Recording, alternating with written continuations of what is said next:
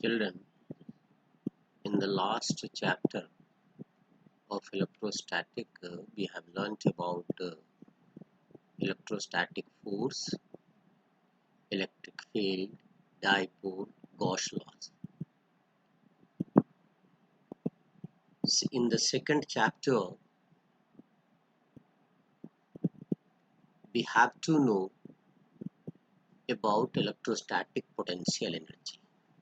But before coming on that, recap the class 11, chapter 6 and 8, where we have learnt the work done by a spring force and work done by a gravitational force. Since these forces there we have learnt are conservative in nature, so potential energy is defined. Coulomb force is also the inverse square dependence on distance, so it is a conservative force. Therefore, potential energy is defined for electrostatic force. In this chapter, we will learn electrostatic potential energy, electrostatic potential. In that potential, we will learn potential due to point charge, potential due to dipole, and potential due to a system of charges. First, know the electrostatic potential energy. Suppose a source charge plus Q held at origin. So there's an electric field, the direction away from the source charge. And here we are taking a positive test charge Q whose magnitude is less than the source charge.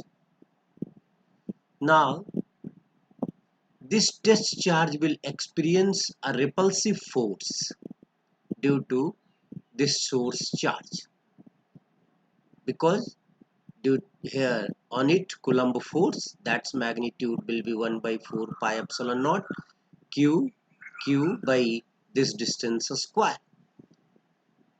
But if this test charge is brought against the direction of field, we have to apply an external force. If the external force is just to encounter the electric force, then the charge particle will move against the field without acceleration. And that work done is stored as the electrostatic potential energy. So if the test charge is brought from R to P, its work done will be integration R to P F external dot dr. Remember the class 11, work done by a variable force. Since the external force is opposite to the electric force, so here it will be minus integration R to P electric force dot dr. This work done stored at potential energy. Means in the electric field at each point, a charge having certain potential energy.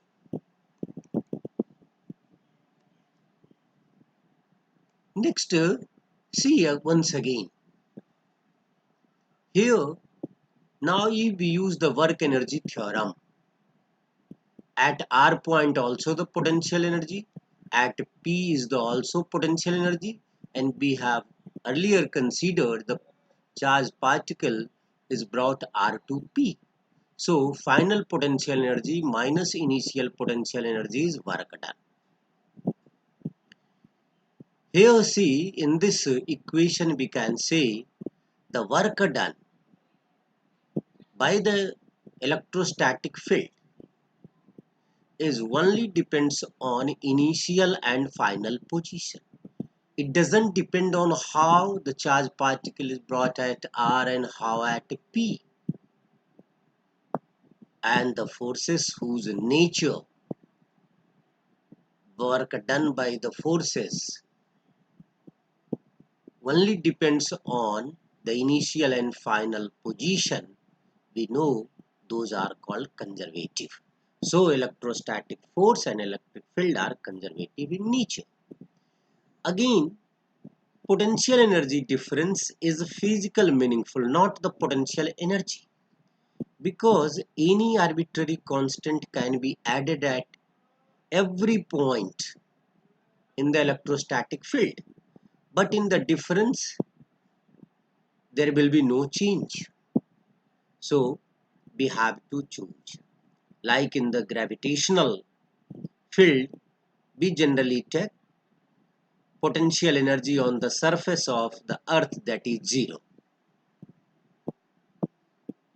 But in electric field, potential energy at infinity is taken as zero, because at infinity force is nearly equal to zero. So work done to bring a charge from infinity to a point against the field is potential energy at that point.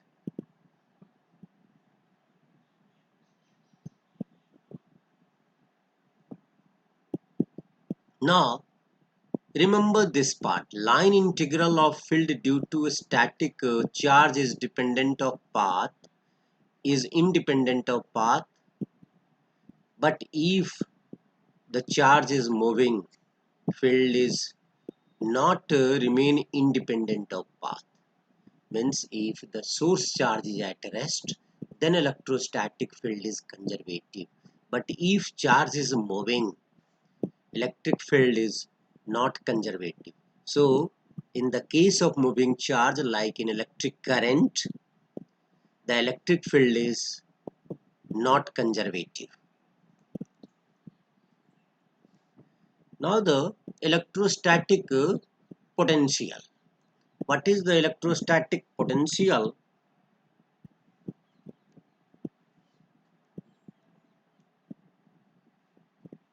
As we discussed, work done in bringing a charge from R to P is WR to P equal to UP minus UR, and it is Q, here the negative Q integration R to P E dot dr, because force equal to Q into E. If we remember the definition of electric field, E equal to force per unit charge. So F equal to Q into E.